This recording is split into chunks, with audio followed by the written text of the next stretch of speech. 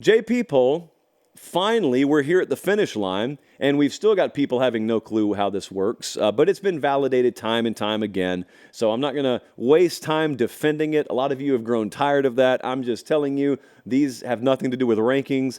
This is just neutral field favorability. For example, Washington is undefeated and is a 9.5-point underdog Friday night against a team they already beat.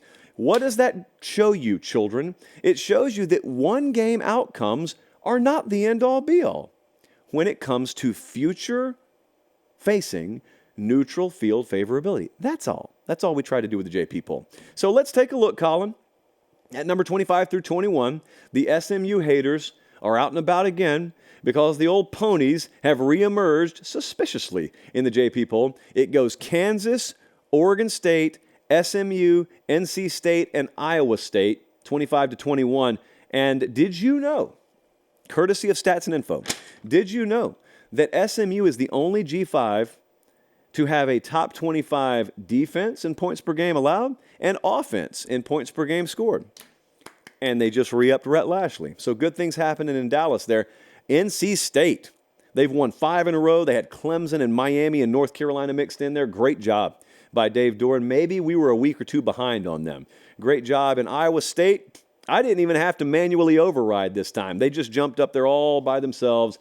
They went to Manhattan, Kansas, and got a win in the snow. 7 wins. Not bad. It's something we can build on. Top 20. Very interesting because we have Louisville at number 20. They're playing in a conference title game. I just showed you, we don't have to guess. I showed you what the model thinks. I'm going to do a little spoiler here. We've got FSU at 13 right now. There is a 1.5-point gap between Florida State and Louisville, and that's exactly why the model, because these teams are playing on a neutral field Saturday, showed you FSU minus 1.5 against Louisville. That's literally how this thing works. A&M's very steady. A&M's at 17, so I should read it for those of you on podcast. 20 to 16 is Louisville, Tennessee, Ole Miss, Texas A&M, Kansas State. A&M's just been there all year. They are the easiest team to slot here, and you may not think that because they got a ton of losses. They are right where they should be. That is not even a tough team to figure out from an odds-making standpoint. They are right where they should be. Let's go top 15. Not a ton of separation that may surprise you here between Washington and Arizona. I cannot believe that's the case. So it goes Clemson at 15, Arizona 14, Florida State 13, Washington 12, Missouri 11. That's the highest Missouri's been all year. Washington is at 12, and the evidence is kind of there. The fortunate thing for me is it's not that arguable this time of year. You're a 9.5-point dog against Oregon, a team you've beaten already. It's just Vegas is kind of validating what we've been saying on this thing for a while, and we're still called idiots. Florida State at 13. That's without Jordan Travis. We had to shave 6 3/4 points off of Florida State's power rating. If you lose 6 3/4 points, you're falling. And so that's where they are. That right there means that we would favor Missouri if they played Florida State tomorrow, which isn't crazy at all because Louisville's almost favored against you. And Louisville's not the team Missouri is even. So congrats to Missouri. I don't want to just gloss over the fact that they're bordering on top 10 status. Even as a power rating, they're bordering on top 10. We continue. Let's go into the top 10. Penn State is number 10. Oh, how do you do that, Josh? Well, it's very simple. They've lost to 2 top 5 teams and beaten everyone else. That's pretty much right where they should be. OU is 9. Notre Dame, one of the sneakiest good teams in the country this year. They're at 8. LSU sits at 7 still. Texas at 6. I know if you're unfamiliar with how this works, LSU looks weird. They're at 7. You head out to Vegas. We'll be there Friday. Head out there. Or, we call our partners up at FanDuel, ask them, hey, hypothetically, LSU versus Washington. Hey, here's one that would really hurt your feelings. LSU versus Florida State again. Who would be favored? I don't think you guys are ready for that answer. It wouldn't go the way you may think it goes if you believe you are what your record says you are. I said Texas at 6. Here we go, top 5.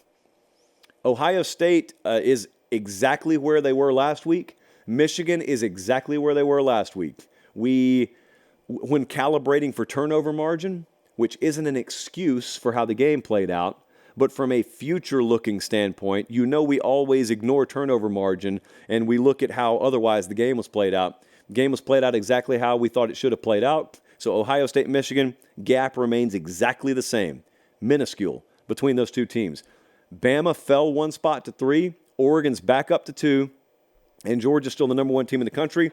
We, unlike Vegas, unlike FanDuel, we've only got a 3.5-point gap between Georgia and Alabama on a neutral field. So, hey, good news is we just saw one of those games already happen. We're going to get Georgia-Bama this Saturday, and eventually the JP poll will be a moot point because it will have happened on the field. And at that point, you know what's really going to be fun? What's going to be fun is if some of these games don't play out the way I just picked them. Like, I think Florida State could lose to Louisville, but if they don't, they're in the playoff, and they should be. If Washington does not lose to Oregon, they're in the playoff, as they should be. What you will see then is very big double-digit point spreads on playoff games, which doesn't mean anything other than it will go on to illustrate further how this works is how those point spreads are generated. There is big gap right now between Georgia and a Washington. There's a gap between an Alabama and an FSU. Like, I'm just telling you, it's going to be there. So if those are the matchups, like if you get Oregon versus Florida State in a semifinal game, Oregon's going to be a double-digit favorite. I firmly believe that. And then they'll play the actual game, and the point spread doesn't matter. But we have a lot of fun trying to figure this out ahead of time.